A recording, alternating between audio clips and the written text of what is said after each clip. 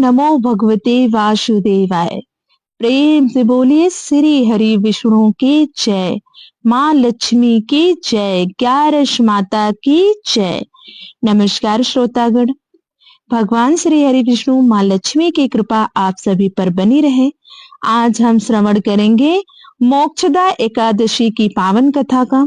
मोक्षदा एकादशी मार्गशीर्ष मास कृष्ण पक्ष में पड़ने वाली एकादशी को कहते हैं।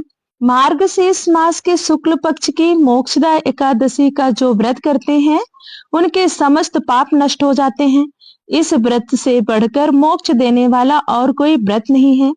इस दिन गीता जयंती भी मनाई जाती है। साथ ही यह धनुर्मास की एकादशी कहलाती है। अतः इस एकादशी का महत्व कई गुना और भी बढ़ जाता है। इस दिन से गीता पाठ का अनुष्ठान प्रारंभ करें तथा प्रतिदिन थोड़ी देर गीता का पाठ अवश्य करें। तो आइए मन में श्री हरि विष्णु और माँ लक्ष्मी का स्मरण करते हुए श्रवण करते हैं मोक्षदा एकादशी की पावन कथा का। धर्मराज युधिष्ठिर कहने लगे, हे भगवान, मैंने मार्गशीर्ष कृष्ण एकादशी अर्थात उत्पन्ना एकादशी का सविस्तार वर्णन आपके मुख से सुना है। अब आप कृपा करके मुझे मार्गशीर्ष माह के शुक्ल पक्ष की एकादशी के विषय में भी बतलाइए। इस एकादशी का क्या नाम है तथा इसके व्रत का क्या विधान है? इसकी विधि क्या है? इसका व्रत करने से किस फल की प्राप्ति होती है? कृपया यह सब प्रभु मुझे विधान पूर्वक कहिए। भगवान श्री कृष्ण बोले, मार्गशीर्ष माह के शुक्ल पक्ष में आने वाली इस एकादशी को मोक्षदा एकादशी कहा जाता है। यह व्रत मोक्ष देने वाला तथा चिंतामणि के समान सब कामनाएं पूर्ण करने वाला है, जिससे आप अपने पूर्वजों के दुखों को खत्म कर सकते हैं।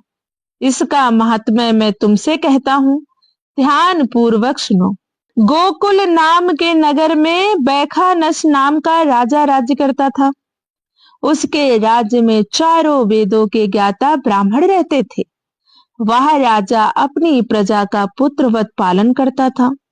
एक बार रात्रि में राजा ने एक स्वप्न देखा कि उसके पिता नरक में हैं। उसे बड़ा आश्चर्य हुआ। प्रातः वह विद्वान ब्राह्मणों के पास गया और अपना स्वप्न सुनाया।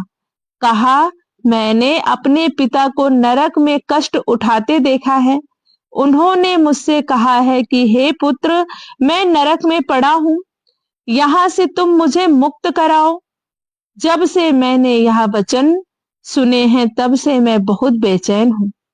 चित्त में बड़ी अशांति हो रही है। मुझे इस राज्य, धन, पुत्र, स्त्री, हाथी, घोड़े आदि से कुछ भी सुख प्रतीत नहीं होता है। मैं क्या करूं? राजा ने कहा, हे ब्राह्मण देवताओं, इस दुख के कारण मेरा सारा शरीर जल रहा है। अब आप कृपा करके कोई तप, दान, व्रत आदि ऐसा उपाय बताइए जिससे मेरे पिता को मुक्ति मिल जाए। उस पुत्र का जीवन व्यर्थ है जो अपने माता पिता का उद्धार न कर सके। एक उत्तम पुत्र जो अपने माता पिता तथा पूर्व जनों का उद्धार करता है, वह 1000 मूर्ख पुत्रों से अच्छा है। जैसे एक चंद्रमा सारे जगत में प्रकाश कर देता है, परंतु हजारों तारे नहीं कर सकते। ब्राह्मणों ने कहा, हे राजन, यहाँ पास ही भूत, भविष्य, वर्तमान के गाता पर्वत ऋषि का आश्रम है। आपकी समस्या का हल वे जरूर निकालेंगे।